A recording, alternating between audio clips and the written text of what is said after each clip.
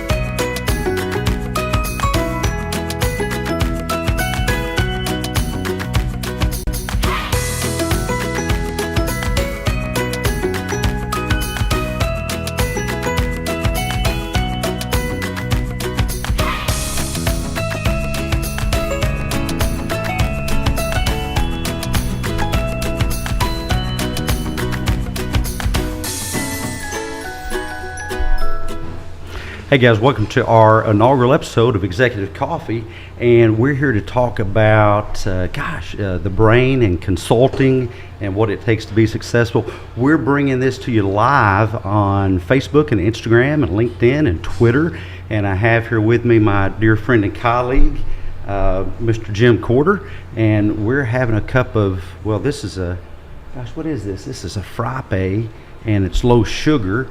And Jim, what are you having there? I'm having a weak coffee.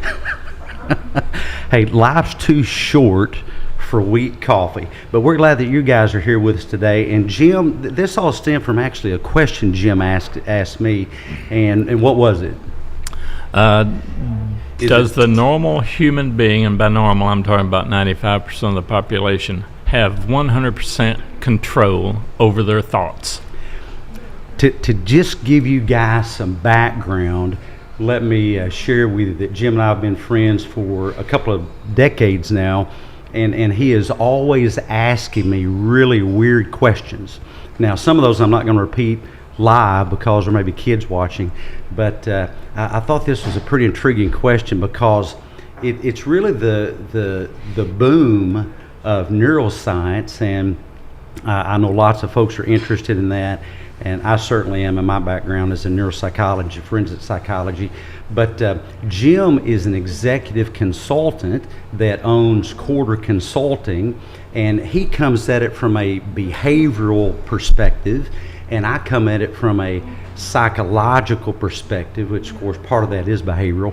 But we just love to get together and bounce ideas back and forth, and we're going to be here for the next, 15, 20 minutes, just kind of bouncing ideas around. And Jim sent this question to me, and I said, well, would you like for me to give you a quick answer now or have a longer discussion later? And when I said longer discussion later, it dawned on me that this may be a great educational thing for folks out there just trying to learn how to use their brains and the brain as a tool. And so back to the question, is it true that 90 to 95% of people use their whole brain? And let me start out with a myth that some of you might have heard. There's a myth that we only use about 10% of our brain, and that was really started by, I think William James gave a lecture, and I can't remember the quote, but he talked about people using more of their brains, and again, I can't remember the quote, but that is actually a myth. You actually use most all of your brain, most all of the time. The only way to shut down, I joke, the only way to shut down a particular part of the brain is, well, one way is with a 3-pound hammer, and I wouldn't advise that. My wife wants to use one of those on me every now and then, and sometimes people think that she already has. But brain damage shuts down areas of the brain. Alzheimer's shuts down areas of the brain. Huntington's chorea shuts down different forms of dementia. One of those might be induced by alcohol. Luckily, coffee doesn't seem to shut down anything. It tends to speed things up, of course, and I drink lots of coffee. But just to get that myth out of the way, the brain is really very much like a tool, and it's not that you only use part of it, it's really how well you use it. So in executive consulting, you run into folks that maybe aren't using that tool the way that they should. Correct. What are some of the biggest hurdles you find for executives and CEOs in using this tool up here to run their companies? Well, one of the things that I tell them that everything takes practice, including self-talk. They practice baseball, they practice golf, they practice all kinds of things, but when it comes to self-talk and controlling their thoughts, well, I don't have power to do that. A human doesn't have power to control their thoughts. Really, you have CEOs that believe this? Not really CEOs, but sometimes staff underneath CEOs. Oh, okay. I had a social media debate on Twitter, and I've not checked back on that, guys. I really will check back on that today. I've been busy doing, podcasts and getting ready for this one. But one of my colleagues said that, and I'm going to get this right, I'll check back, said that behaviors are not controlled by thoughts. And I really want to find out what she's thinking, what the mechanics are, because any behavior you can track back to activation of different brain cells. We have about 100 billion neurons, 100 billion neurons in our brain, and the connections between those neurons number more than the stars you can see in the sky. Now that's a bunch. And any behavior can be tracked back to some type of neuronal, or if you want to say neuronal, some say activation. So it's really kind of beyond me when people think that you can't control your thoughts. What do you think they're talking about? What kinds of behaviors are they unable to control with their thoughts? Well, we have random thoughts, and I will acknowledge that, but we can immediately start thinking something else. So, for example, if I get down on myself, just stop thinking, I'm a bad person, I made a mistake, and just start thinking everybody makes a mistake. I'm going to move on from here and be positive about it. Well, and I'm glad to say that, because in my field we call that cognitive restructuring, and it's really picking the tool inside the tool. If the brain is the tool, and you can choose a better thought tool, one tool may be, I'm useless, I'm worthless, I'm not sure what good that tool would be, but a better tool might be what Jim just said, is I'm capable, I'm accomplished, there's things that I can do, I can fix problems, address problems. That's often called self-efficacy. And what are some of the other hurdles as far as thoughts go that you've run into with employees? Well, when you lose your temper, I will contend that a lot of things we do are pure habits. So if I want to stop losing my temper, I create another habit. One of my habits is I say, it's impossible to make me mad. It can't be done. No one is good enough to make me mad because I'm in control of my anger. That's awesome. And eventually my subconscious started believing that, apparently, because I lose my temper less often. That's awesome. You guys hear the self-talk there? That is programming, and your brain really, the brain's not a computer. I mean, there are some parallels, but the brain's not a computer. One way I think that the brain is like a computer, even though it's not, and I'm not really sure, even given all the AI that we'll ever get there, is that it really time shares.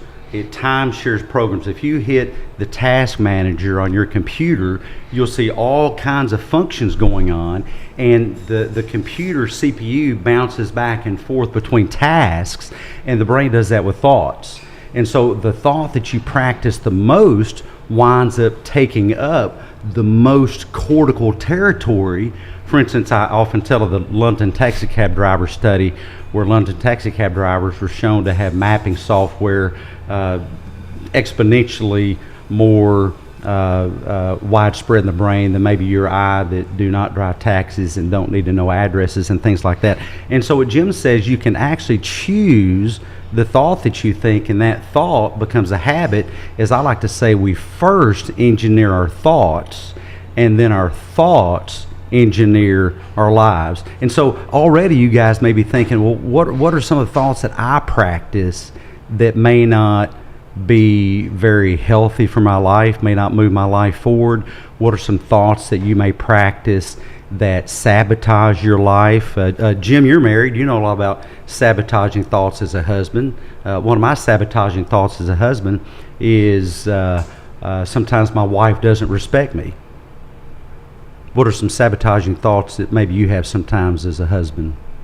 Sometimes I think she talks too much, when in fact all she's trying to do is explain something to me. I run into husbands that say that they think that it's too much, and I often ask, too much is compared to what? And one thing on that type of programming and gaining control of your thinking and control of those neurons. And by the way, Jim asked me, part of that question was, if 90 to 95% of people use all of their brain, what about the other 5 to 10%? Well, I don't think I think I would state that a bit of a different way. I think I would state it that there's a low percentage maybe that uses it well, and then maybe a high percentage that could use some work. And then there's different areas where we could use some work. Like there's some CEOs out there that are fantastic when it comes to using this tool to run their company, but may not be so fantastic using this tool to deal with their children or deal with their spouses or deal with their in-laws. And so do you find that it really, how well they use that tool is dependent upon the area of life that we're talking about? Yes, sometimes we don't use our expertise in all areas of our life. We focus on one area. A lot of time it's work, but then may not apply it to the full extent to other areas. Mm-hmm. Now tell us a little bit about what you do and how you help people use their brain better from a behavioral perspective. You do the DISC. Maybe you could do a blurb about the DISC, because a lot of folks out there, you may not know what that is. It's not a Frisbee. Right. DISC is a behavioral tool. It is not a psychological tool, and it basically identifies your different behavior styles and your different communication styles. I'm blunt and to the point, whereas my wife gives more detail and is not as blunt and sometimes not as rude as I can be, because my bluntness is misinterpreted. I like to tell the story of there was a scientist testifying before Congress about the space program, and I think this has got to be 30 years ago, maybe not that long, but a long time ago. And he was very animated. He was speaking very rapidly. His volume was high. And one of the senators said, "How dare you come in here?" And the senator thought the scientist was being rude. And I believe that the scientist who had poured his life into investigating how to get to Mars, now 30 years ago that sounded really crazy. 20 years ago, it sounded 10 years ago, it still sounds crazy to lots of people, but evidently we're working on it.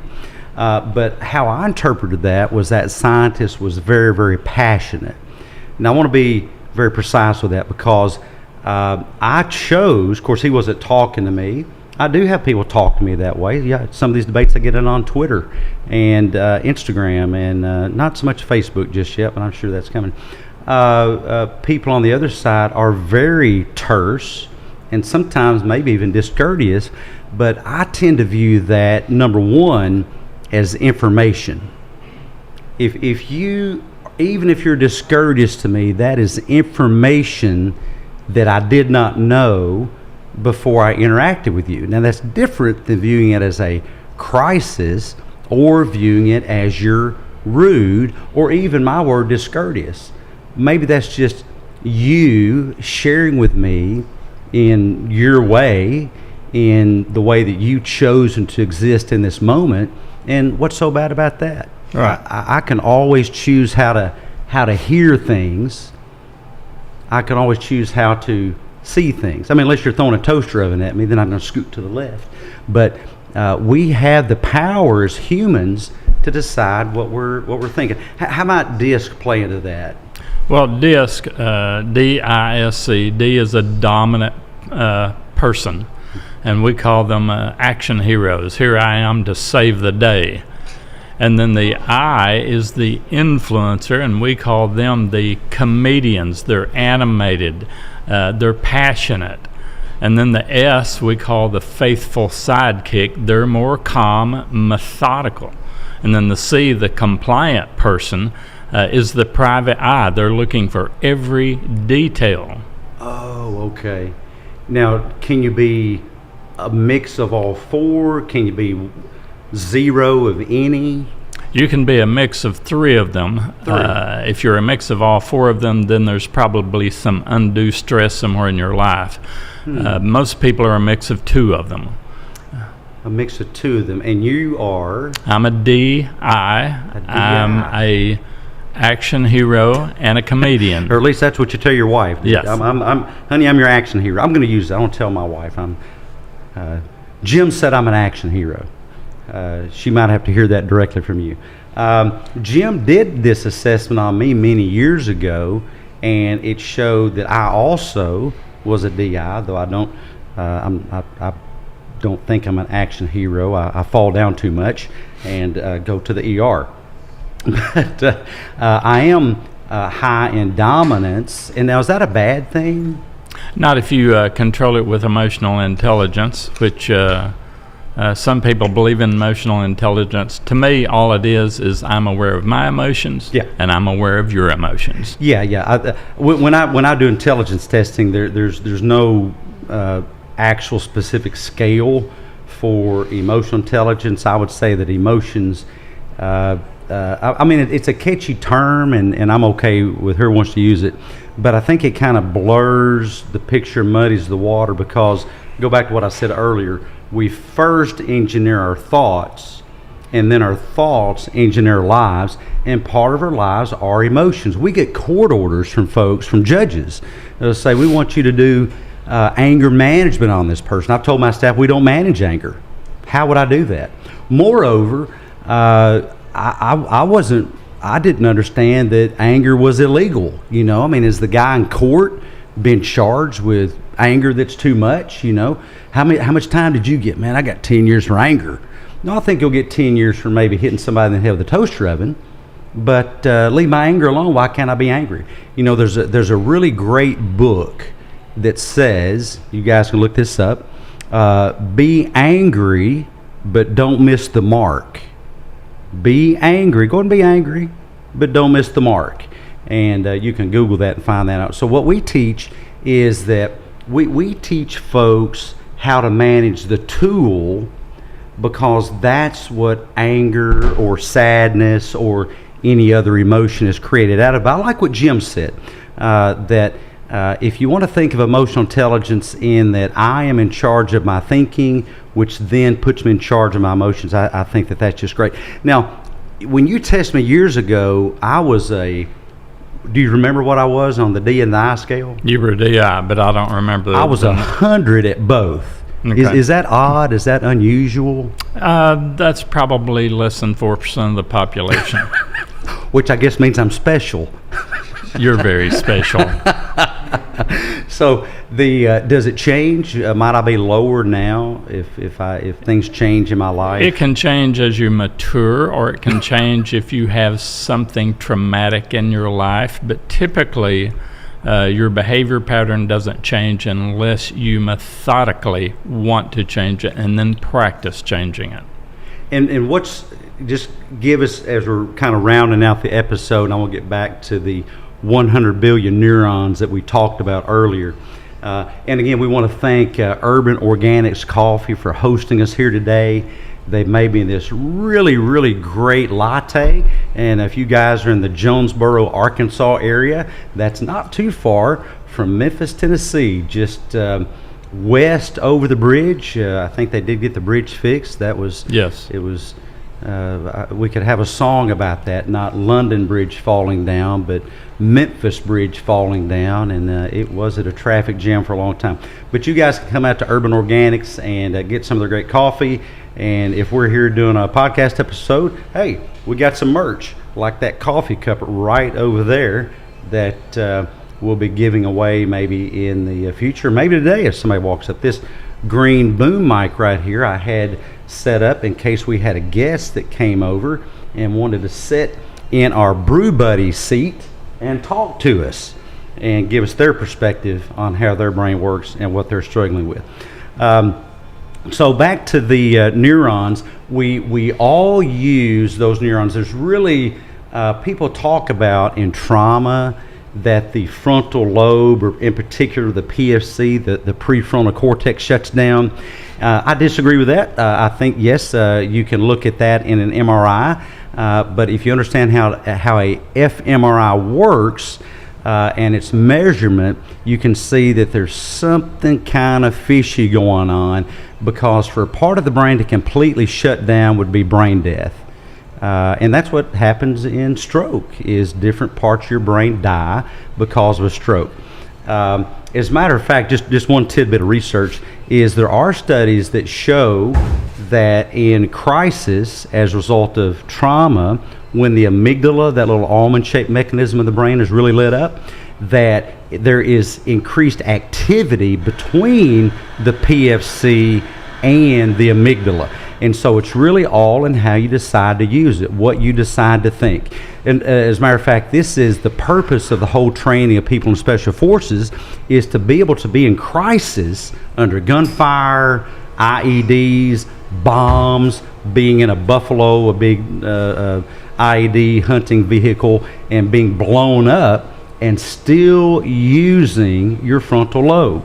And you can always, always, always do that. The first step, I would say, my biggest tip is take a deep breath. The oxygenated brain works so much better than one that is starved of oxygen. And even my little puppy dog Scruffy will start taking shorter breaths if he thinks there's a crisis. But he doesn't know how to do this stuff. You can counteract it by taking a big, deep breath. And you guys, we hope you join us next time. A quick tip from you, and we'll wrap it up, Jim. You were put on this earth to make a difference. So today, somewhere, sometime, make a difference in somebody's life. Go make a difference. And by the way, those 100 billion neurons, Elon Musk, I think, is worth, what is it, about $100 billion now or something like that. Now, just do the math. Every one of those neurons that you use well could make you $1. That's right. It might not make you 100 billion bucks, but it'll certainly get you closer than you'll get not using them well. Thank you guys for joining us. We'll catch you next time.